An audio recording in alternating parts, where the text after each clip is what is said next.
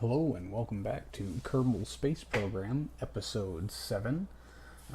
Jeb has just finished his visual inspection of the aircraft. We had to make an emergency landing here on the deserts of Kerbin after realizing that we don't have the fuel lines necessary to move fuel equally to all four engines.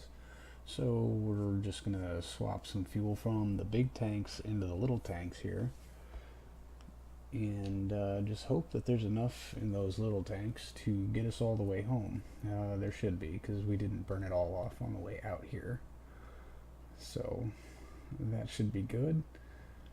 And we'll release the brakes and hit the throttle, and hopefully we'll get off the ground before we plow into anything too rocky shaped.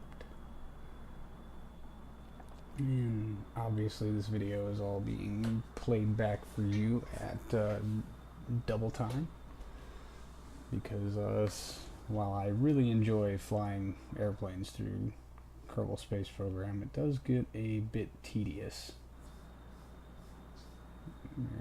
Saw a location there on the world map. The Mayan Temple Easter egg is somewhere whereabouts in this area, but as I still don't have ISA map set working, I don't know exactly where, so I was kind of looking around for it a little bit, but decided that getting our two brave Kerbal-nauts home here was way more important. So we're going to make a few brief course corrections and try to collect some free cheap science, and try not to make course corrections while in 4 times time acceleration. It's usually a pretty good idea, but the main reason for wanting to get out of here soon is that it is about to be nightfall, and flying at night is, well, 1, it makes for terrible video, and 2, a little more treacherous, as some of the more jagged features of Kerbin are a little harder to spot in all the darkness.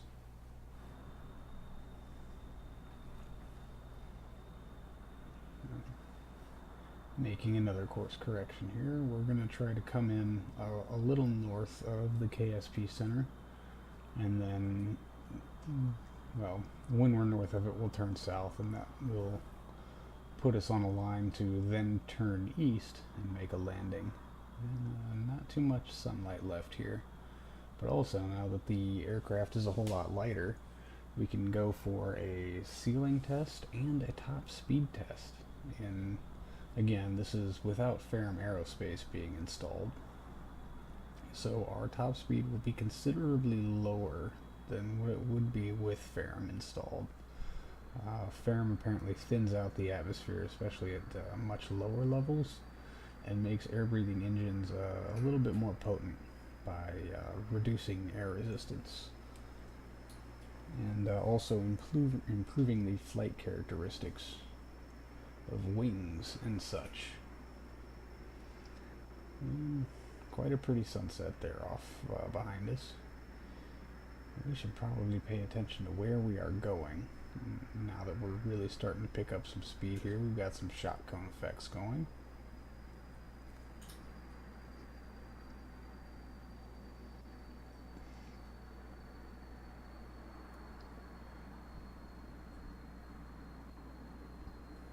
Without Ferrum and with a half tank of gas, this will do Mach 2.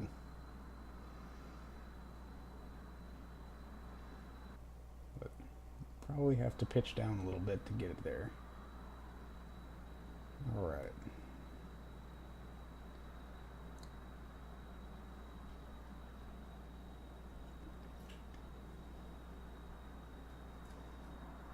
And then another small course correction.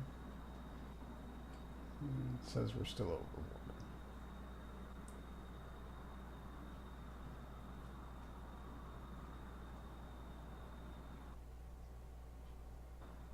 Alright, now we're on a dead course to hit KSP, so hopefully this interesting yaw characteristic that we've got in 4 times time warp won't throw us off too much. But either way, I'm sure we'll be able to find KSP without too many problems. We planted a bunch of flags right nearby, So with the distant object enhancement mod, they should be pretty easy to spot. It says our intakes are not doing anything. Now this is actually because I'm in time warp. As you can see there, if I turn off the intake, very quickly turn it back on. Yeah, see, intakes are actually working fine. They just don't show up when you're in time acceleration. Keep that in mind, everybody.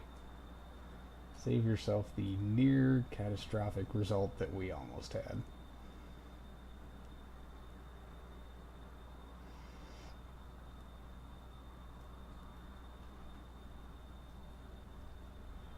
And you can see there that we've been able to spot our flags. And what we really kind of want to do is aim right in between them, or for the white circle there. The white circle should be the launch pad. One of those flags is the monolith, and the other one is the island runway.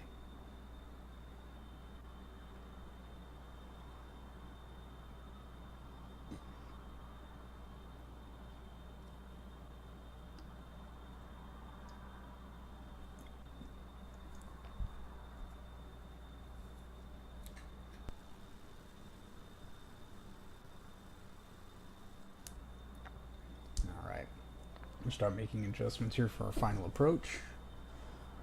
And there you can see the runway. So we're just going to go ahead and push a little south here until we're about lined up. It turns out I'm terrible at lining these things up.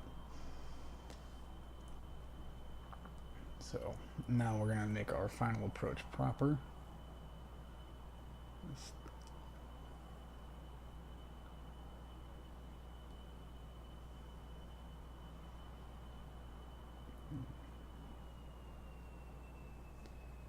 Alright.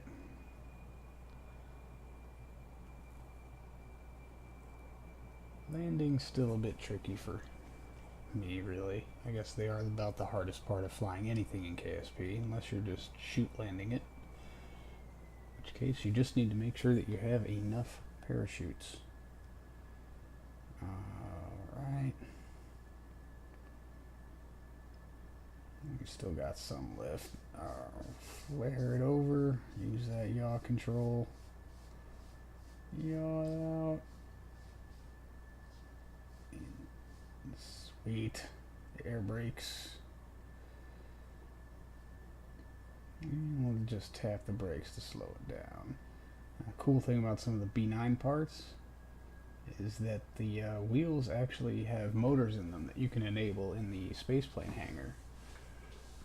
So we're just going to go on ahead and take this back to the spaceplane hangar and tell them to install those bloody fuel lines. Imagine how much further we could have gone had I actually been paying attention to that little detail during the build.